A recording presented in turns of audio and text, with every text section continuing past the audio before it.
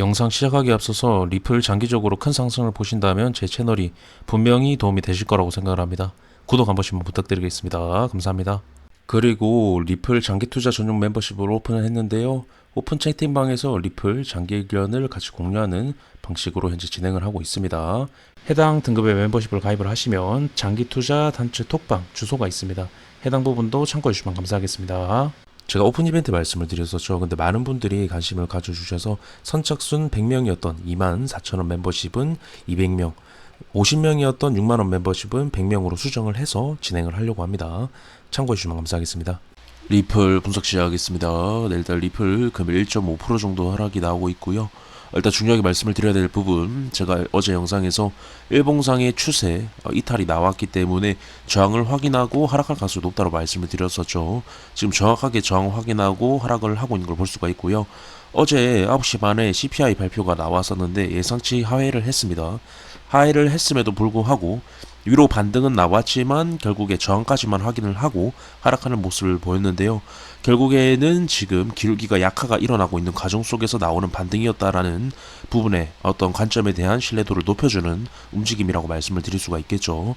그래서 이때도 급등 추세 이탈이 나왔을 때 저항 확인하고 하락에 대한 부분이 나왔다라고 말씀드렸습니다. 저항 확인할 때 하락에 대한 관점을 말씀을 드렸고요. 어제 영상에서도 지금 비슷한 위치에 형성이 돼 있다라고 말씀을 드렸고 하락 가능성이 높다라는 관점을 말씀드렸었죠. 지금 그대로 흘러가고 있습니다. 그래서 중요하게 보셔야 될 건 일봉상에서 추세를 만들어 왔던 이 기울기들이 약화가 일어나고 있다라는 겁니다. 그렇게 됐을 때는 계속적인 약화를 통해서 하락에 대한 부분이 이어질 가능성이 높고, 제가 말씀을 드렸던 0.5달러 초반 0.46달러 부근까지 빠질 가능성도 계속적으로 높아지고 있다라는 겁니다. 장기적으로 해당 구간까지 빠져야 제가 긍정적이다라고 말씀을 드렸죠. 제 관점은 지금 그러할 가능성이 높아 보이는 단기적인 움직임들이 계속적으로 나오고 있다라는 관점 말씀드리고 싶고요.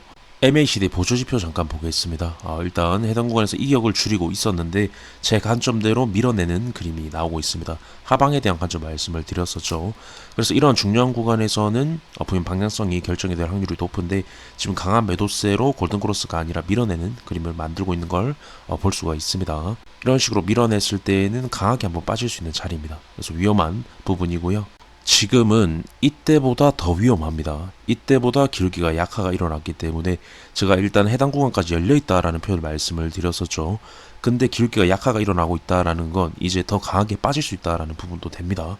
그렇기 때문에 굉장히 위험한데 지금 당장 내일 0.46달러 부근까지 빠져도 이상할 자리가 아닙니다.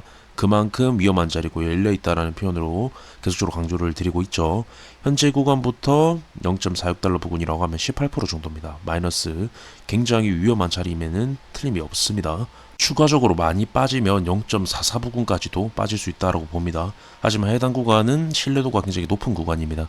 주봉에서 보시면 일단 주봉상의 추세가 있는 구간이고, 제가 말씀을 드렸던 주봉상의 갭이 있는 0.46달러 부근에 어떤 추세가 있는 그러한 부분입니다. 그렇게 됐을 때는 이 추세가 겹치게 되는데요. 겹쳐 있는 부분이 0.44에서 0.46이라는 겁니다. 그렇다라는 건 주봉에서의 이 추세들이 겹쳐 있다라는 건 신뢰도를 높게 가져갈 수 있는 부분이기 때문에 해당 구간에서는 잠깐 이탈이 나와도 다시 재차 매수세가 붙으면서 반등이 나올 가능성이 높다라고 현재 좀 바라보고 있습니다. 현재 업비트 기준으로 18%에서 20%를 이어보면 630원에서 650원 정도 라인이 나옵니다. 현재 김프 기준으로요. 해당 부분 참고해 주시면 될 것 같고, 주봉 MACD 같은 경우에도 보시면 이런 식으로 만약에 매도세가 나온다라고 해도 그 매도세를 지켜주는 그런 매수세가 붙을 확률이 높은 그러한 모형인데요.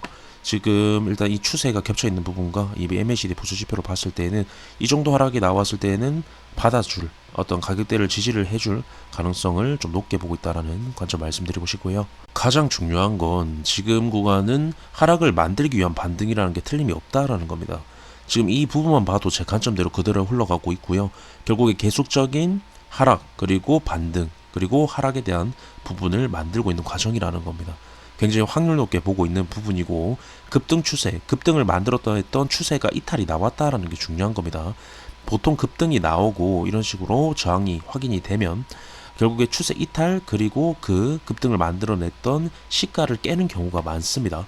지금 그러한 관점으로 보고 있는 거고, 이때도 마찬가지죠. 급등, 다시 이탈, 급등, 그리고 다시 이탈, 급등, 이탈. 네, 급등을 하고 이 급등 추세가 이탈이 나오면 그 시가를 깨러는 경우가 많습니다. 지금 그렇게 보고 있는 거고요.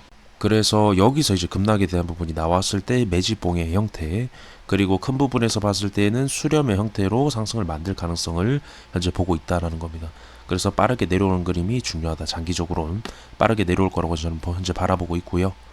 우선 4시간봉 MACD 보조지표도 보시면 골든크로스 이후에 결국에는 데드크로스 각인이 됐습니다. 제가 어제 오전 영상에서 말씀드렸던 내용이죠. 차트는 부정적인데 골든크로스가 났다라는 건 다시 데드크로스 각인이 분명 있다라는 관점 말씀을 드렸습니다. 그대로 나왔고, 이런 식으로 데드크로스 났을 때는 여기서 밑으로 빠질 가능성이 높아집니다. 결국에 매수세가 한번 이겼었는데 그 매수세를 잡아먹는 매도세가 나온 거기 때문에 해당 부분 강조를 드리면서 분석을 마치도록 하고요. 영상 유익하셨다면 구독, 좋아요, 알림 설정 부탁드리겠습니다. 감사합니다.